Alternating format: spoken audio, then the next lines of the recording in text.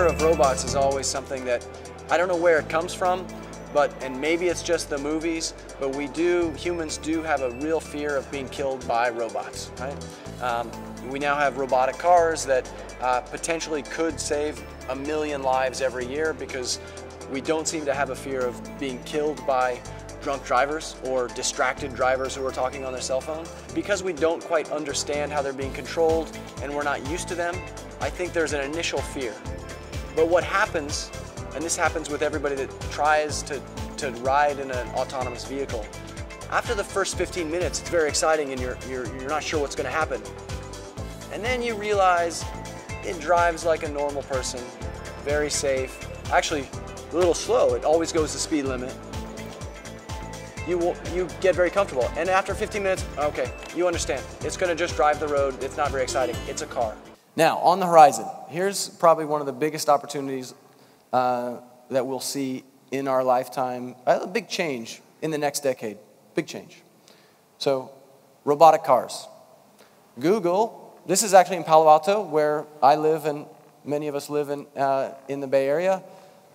This is a Prius, this is one of Google's robotic cars, driving down the road by itself. There's a driver, but he's just hanging out, just driving down the road.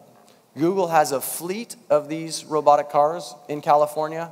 They're testing them in other places as well. There's an amazing array of sensor technologies and other that. So the spinning device on the top is a LiDAR. It's a laser interferometer detection, and it has GPS. It also knows the Google Maps, so it understands what it should expect.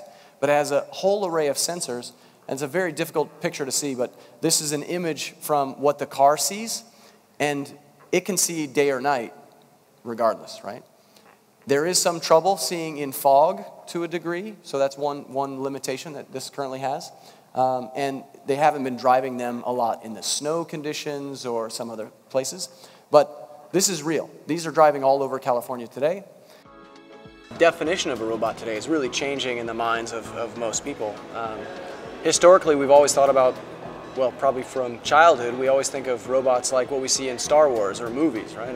Today, the Roomba is probably the best example of a robot that a lot of people have. It's a little round little vacuum cleaner that essentially can scan the room and clean the carpet all by itself. You just set it on the floor and push go and it figures it all out. Fun statistics with that robot are 60% of the people who own a Roomba give it a name. 30% of those people take the Roomba that they named on vacation with them. Right? So we're starting to have a real relationship with this device that becomes part of our life. And now there's amazing researchers starting to build more and more capabilities that we're going to start to see in our homes and definitely in our jobs very soon.